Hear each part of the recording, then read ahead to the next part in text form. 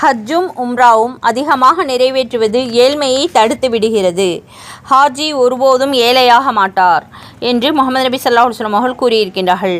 தொடர்ந்து ஹஜ்ஜு உம்ரா செய்வது கெட்ட மரணத்திலிருந்து காப்பதற்கு காரணமாகவும் ஏழ்மையை போக்கவும் செய்கின்றது. ஹஜ்ஜு செய்யுங்கள், செல்வந்தர் ஆவீர்கள். பிரயாணம் செய்யுங்கள், சுகம் பெறுவீர்கள் என்று முகமது நபி ஸல்லல்லாஹு அலைஹி வஸல்லம் அவர்கள் கூறியிருக்கின்றார்கள். அதாவது கால சூழ்நிலையின் மாற்றம் பெரும்பாலும் உடல் ஆரோக்கியத்திற்கும் உதவியாக இருக்கின்றன. இதை பற்றி விவரமாக தெரிந்து கொள்ள பயான் 3 ஹஜ்ஜின் சிறப்புகள் என்ற தலைப்பில் இருக்கின்றது. பார்த்து பயனடையுங்கள்.